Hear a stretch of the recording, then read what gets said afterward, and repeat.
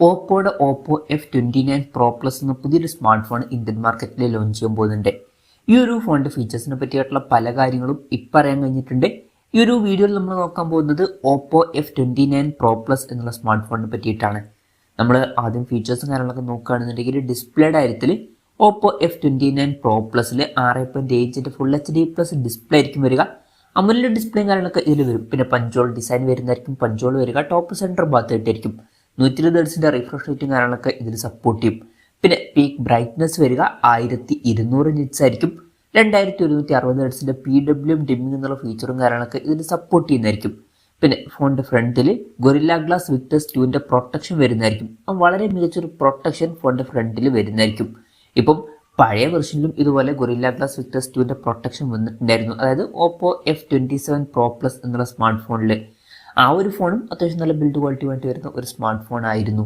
അപ്പം ഈ ഒരു ഫോണിൽ അത്യാവശ്യം നല്ല ഡിസ്പ്ലേ ഫീച്ചേഴ്സും കാര്യങ്ങളൊക്കെ വന്നേക്കാം. പിന്നെ in display finger print sensor ഇതിൽ വരുന്നതായിരിക്കും. ഈ ഒരു ഫോണിന്റെ വെയിറ്റ് വരിക ഏകദേശം 180 ഗ്രാം ആയിരിക്കും. തിക്നെസ് വരിക 7.55 mm ആയിരിക്കും. പിന്നെ IP66, 68 അതുപോലെ തന്നെ 69 റേറ്റിംഗ് കാര്യങ്ങളൊക്കെ ഇതിൽ സപ്പോർട്ട് ചെയ്യുന്നതായിരിക്കും.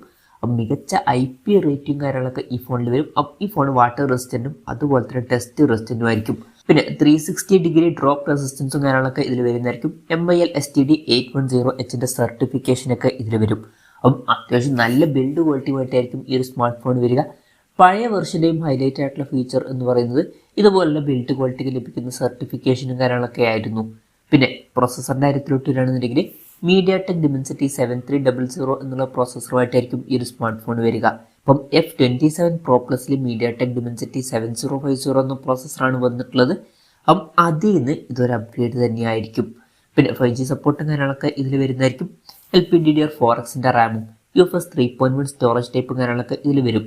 പിന്നെ NFC സപ്പോർട്ട് വന്നേക്കാം. സ്റ്റീരിയോ സ്പീക്കേഴ്സും കാര്യങ്ങളൊക്കെ ഈ ഫോണിൽ വരുന്നതായിരിക്കും. പിന്നെ Android 15 ബേസ് ആയിട്ടുള്ള കളറോയ സോഫ്റ്റ്വെയർ ആയിരിക്കും ഈ ഫോണിൽ വരിക. ക്യാമറയുടെ കാര്യം പറയുകയാണെന്നുണ്ടെങ്കിൽ ഫോണിൻ്റെ പിന്നിൽ ഡ്യുവൽ ക്യാമറ സെറ്റപ്പ് ആയിരിക്കും വരിക. 50 മെഗാ പിക്സലിൻ്റെ 1.8 എപ്പേഴ്സിൽ വരുന്ന മെയിൻ ക്യാമറ സെൻസർ ആയിരിക്കും ഇതിൽ വരിക. ഇതിൽ OSന്റെ സപ്പോർട്ട് വരും.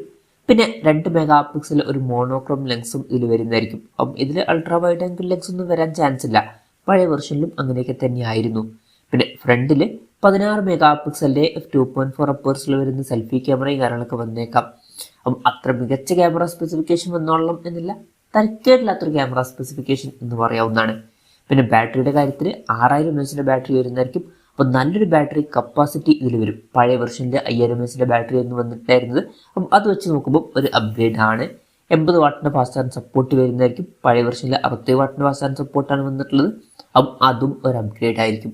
പിന്നെ Type-C ചാർജിംഗ് പോർട്ടും ഇതിൽ വരുന്നതായിരിക്കും. ബാറ്ററിയുടെ കാര്യത്തിൽ അത്യാവശ്യം നല്ല അപ്ഗ്രേഡ്സും വരുന്നതായിരിക്കും. അതുപോലെ തന്നെ വളരെ മികച്ചൊരു ബാറ്ററി സെറ്റപ്പും ഈ ഒരു ഫോണിൽ വരുന്നതായിരിക്കും. അപ്പം ഇതൊക്കെയാണ് ഫീച്ചേഴ്സിനെ പറ്റി പറയാനുള്ള കാര്യങ്ങൾ. പിന്നെ ഇന്ത്യയിലെ ലോഞ്ച് ഡേറ്റിൻ്റെ കാര്യം പറയുകയാണെന്നുണ്ടെങ്കിൽ അതിനെ പറ്റിയിട്ടുള്ള കാര്യങ്ങളൊന്നും ഇപ്പം അറിയാൻ കഴിഞ്ഞിട്ടില്ല. ഇന്ത്യയിലെ ലോഞ്ച് ഡേറ്റിനെ പറ്റിയിട്ടുള്ള ന്യൂസുകളൊക്കെ വരുമ്പോൾ അതിനെ പറ്റിയിട്ടുള്ള വീഡിയോസൊക്കെ നമ്മൾ ചെയ്യുന്നതായിരിക്കും. അപ്പോൾ അതുപോലുള്ള വീഡിയോസ് കാണാൻ താല്പര്യമുണ്ടെന്നുണ്ടെങ്കിൽ ഈ ചാനൽ സബ്സ്ക്രൈബ് ചെയ്യാവുന്നതാണ്. പിന്നെ പറയേണ്ട ഒരു കാര്യം എന്താ വെച്ചാൽ ഇപ്പോൾ അടുത്ത് ചൈനീസ് മാർക്കറ്റിൽ A5 Pro എന്ന പേരിൽ ഒരു സ്മാർട്ട് ഫോൺ ലോഞ്ച് ചെയ്തിട്ടുണ്ടായിരുന്നു. മിക്കവാറും ഇന്ത്യൻ മാർക്കറ്റിൽ F29 Pro Plus എന്ന പേരിൽ റീബ്രാൻഡ് ചെയ്തിട്ട് ആ ഒരു ഫോണ് ലോഞ്ച് ചെയ്യുന്നതായിരിക്കും. അപ്പം മുമ്പും അങ്ങനെ ആയിരുന്നു. ഇപ്പോൾ ചൈനീസ് മാർക്കറ്റിൽ ലോഞ്ച് ചെയ്തിട്ടുള്ള A3 Pro എന്നുള്ള സ്മാർട്ട് ഫോണാണ് ഇന്ത്യൻ മാർക്കറ്റിൽ F27 Pro Plus എന്ന പേരിൽ ലോഞ്ച് ചെയ്തിട്ടുള്ളത്. അപ്പം അതേ ഒരു പാറ്റേൺ തന്നെ ഫോളോ ചെയ്യാനാണ് ചാൻസ്. എന്തായാലും കൺഫർമേഷൻസ് വന്നിട്ടില്ല. പിന്നെ വിലയുടെ കാര്യം പറയുകയാണെന്നുണ്ടെങ്കിൽ നമ്മുടെ എക്സ്പെക്ടേഷൻ പറയുകയാണെന്നുണ്ടെങ്കിൽ ഈ ഒരു ഫോണിൻ്റെ വില ഒരു 28,000-30,000 രൂപ പ്രൈസ് റേഞ്ചിലേക്കായിട്ട് ലോഞ്ച് ചെയ്തേക്കാം. ഓപ്പോയുടെ ഓഫ്ലൈൻ ഫോൺ ആയിരിക്കും ഇത്. അതുകൊണ്ട് തന്നെ വളരെ മികച്ചൊരു പ്രൈസിങ് നമുക്ക് എക്സ്പെക്ട് ചെയ്യാൻ പറ്റില്ല. എന്തായാലും ഓപ്പോയുടെ F29 Pro Plus എന്ന പുതിയൊരു സ്മാർട്ട് ഫോൺ ഇന്ത്യൻ മാർക്കറ്റൊക്കെ ലോഞ്ച് ചെയ്യാൻ പോകുന്നുണ്ട്. ഈ ഒരു ഫോണിനെ പറ്റിയിട്ടുള്ള നിങ്ങളുടെ അഭിപ്രായം ജസ്റ്റ് ഒന്ന് കമൻറ്റ് ചെയ്യുക. അതുപോലെ തന്നെ ഈ ഒരു സ്മാർട്ട് ഫോൺ ഇന്ത്യൻ മാർക്കറ്റിൽ നിങ്ങൾ ഏത് പ്രൈസിങ്ങിലാണ് എക്സ്പെക്ട് ചെയ്യുന്നത് എന്നുള്ള കാര്യം കൂടി ജസ്റ്റ് ഒന്ന് കമൻറ്റ് ചെയ്യുക.